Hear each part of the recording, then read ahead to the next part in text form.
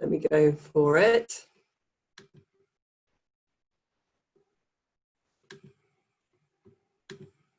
Oh, sorry, let's just go onto that full screen. Should come onto the full screen. Can everyone still hear me? Yeah, we can hear you. Okay, so picture the difference. Based in Kettering, we are funded, as you can see, by a number of organisations. Yeah, we're a Kettering-based community interest company, and we offer creative and performing arts projects and volunteering opportunities to young people and adults with additional needs. We use the term additional needs really just to encompass those who do not necessarily have a formal diagnosis, who might have short or long-term anxiety or mental health issues in addition. But we cover a broad spectrum, and we believe, inclusive. So we take our work into that community and give them these chances to share their creative skills. And that's a great process where they both develop personally and professionally, and also give back to the community, which is quite key. Why do we start it? Well, really just to reduce this sort of social isolation that a lot of ours feel without having much of a support network. Obviously, school plays a great part, and transitions are so much better. But when we started, we noticed there was a little bit of a dip, and had lots of people wanting to continue doing some creative work. So we did a pilot project, and then it all went from there. It's a place where people feel accepted and can express themselves in all their wonderful differences, and creating fabulous creative works. Core values, you can see a picture there, some people from Teamwork Trust. We have some great partnership working with Teamwork Trust and YouthWorks, and even down in the green patch I'll talk about later. So I've got to move that. Our creative projects are purposeful, promote self-worth, expression, positive mental health, and we just really like to find that talent and work with it. Obviously, it's a place where everyone feels safe. And finally, I can't even see my own slide. Yeah, we really believe very firmly that if people are participating in their community, if they're feeling like that they are actually giving something back, that then they feel very much more included. It's very easy to kind of be sitting back and passive, but actually if you're actually taking your creativity and offering it as a voluntary thing, it makes you actually feel valued and also really part of something bigger.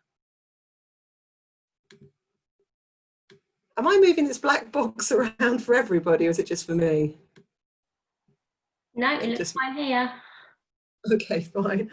So we really work with people's different shapes. So we can try and describe people as shapes. We don't really have, we try and avoid this idea that there's one mould and you've got to be able to fit that mould. And we literally will work out what that talent is that person has, what creative talent and interest they have.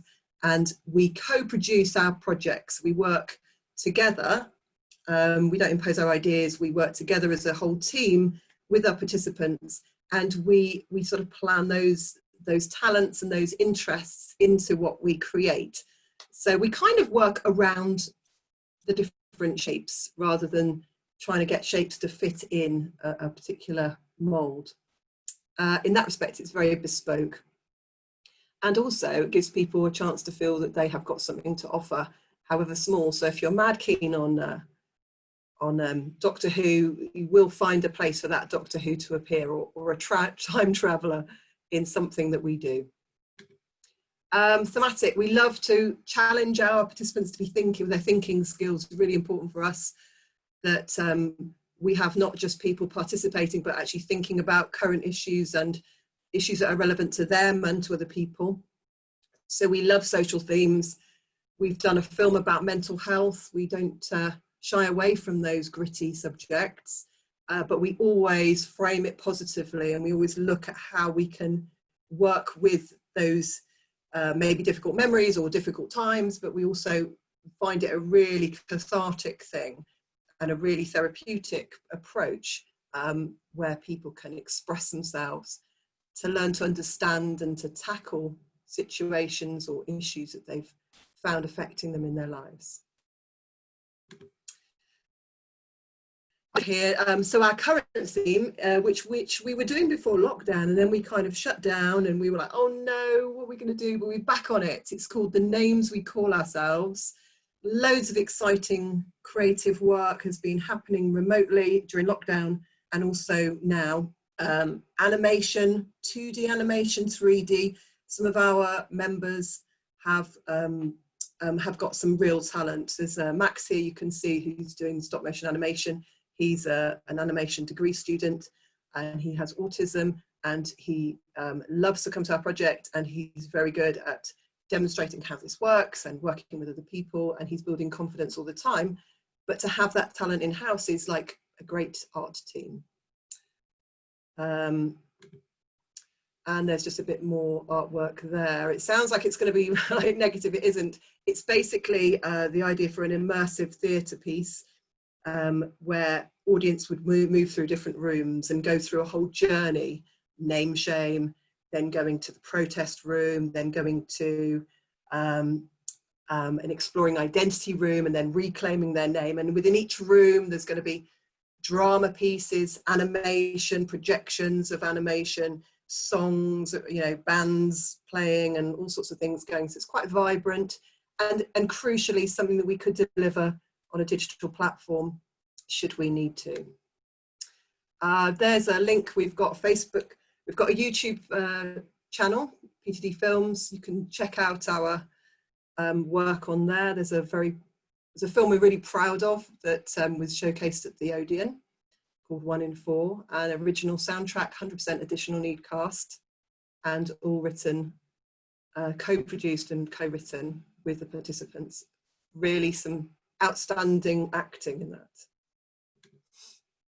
PTD on Stage is our lottery funded project, which continues this year. Really exciting pantomime. We wrote it literally from scratch. Everybody worked on that, created their own part, and then we went out and we toured it. Isbrook had a little taste of it, as did a couple of primary schools, Teamwork Trusts, and it went down like an absolute storm. And we did a couple of public shows at the Bonkers Playhouse. Really quite impressive, the level of acting, but it is, there's a role for everybody. Also Shakespeare productions, we love that. We're involved in the Shakespeare Festival. We did The Tempest with our own clever little twist on it, and it was a fabulous production. So that might be another thing that we do for one of our other productions for the PTD on Stage project, which is basically 2 creative productions a year that we tour. As part of that offer, we like to, once we've performed, it doesn't work for every venue, but most venues will receive an opportunity to have a drama workshop, which is run by the participants post-performance, and they help to plan those workshops, and they work with the audience members to, as you can see here, introducing them to the puppets, actually getting them up on stage to take part in a specific scene, and maybe dress up and join in, and they really are a really good, enjoyable experience, and one that makes our participants feel like they've got a leadership opportunity, and yeah, it's lots of fun. New for this year, well, actually, probably did I not really sort of say, but we have actually moved. We're at the William Knibb Centre, very happily working alongside YouthWorks, a fabulous organisation, and we are using the space there. We've got a huge hall space, we've got a music rehearsal room, we've got a music production studio, which is really exciting. We've got a drama studio, drama dance studio, and a large kitchen and cafe. You can see here the music production studio. Normally the screen's there, and it's just only 2 people can work in there. It's a dual function, so there's no cross-touching of equipment. And normally there's another screen, which I haven't put there in the picture, but it sits between the 2 chairs. So we are completely COVID secure at the Knibb, as well as we can be. And this is an opportunity for young people to actually experience working with the music producer and learning to develop skills in Logic Pro X, which is an industry standard software. It's incredible. We've just seen the most amazing things happen with so many different people. I mean, it's just, the sky's the limit is what I'm going to say. We've got a PTD SoundCloud account, which you'll hear some new songs going on there. There's some already on there. So if you go to the website, you'll find the link, but we've already got probably about another 3 songs written since September, and they're just being finished currently. And the songs are originally written by the participants. Sometimes they need support and sometimes they just fly. All linked to our theme. And then because of that, we want to do music video filming, because in case we go into lockdown again, and anyway, because we enjoy it, the other digital element is the editing with Adobe Premiere. That's starting up soon. We're just about to get that running. We've been filming, so we've got lots of footage, working against a green screen to see if that works. So we should have music videos for all the songs that we've been creating. And again, participants will be leading on that. This is just at the heart of our project. We meet on a Wednesday and Thursday to do PTD on stage at the NIB, obviously, and the food that our participants are making is healthy and fresh and exciting. We've got smoothie shots and everybody rates it on the smoothometer every morning. We have our participants working only like 2 in the kitchen, no, 1-to-1 with a member of staff and another participant, but more in the cafe area, just so we have this distancing. And this is for independent living skills involving money as well and budgeting. But the food that they make is great. And they do 2 sittings. They do 12 till 12:30 is youth works with a clean down in between. And then they serve PTD. I reckon sometimes it could be 26 covers with staff included. Great. That's the PTD Crew Arts Leader Programme. Got a bit scuppered. We were going to do a holiday club at the end of it. We just couldn't because of COVID. But we have got a lot of our young adult participants are DBS checked and will be working with us to deliver holiday club for younger people with additional needs. It's what we want to do, so that they can be aspirational role models and share their skills and maybe earn from that. PTD on the Move is one of my fave projects. It's a Friday morning project still running, and participants, a small group of participants, devise songs, activities, make props, all sorts of fabulous things go on. And we were going out to Teamwork Trust and various groups for the older generation and doing seated activity workshops, which we potentially could do in a small group with a large space, but we've also looked at the possibility we're now going to be filming the activities and creating activity packs and the download of the activity workshop, and that's all participant run. I don't know what I'm doing for time. Performing in the community, that's just really a similar thing, really just saying about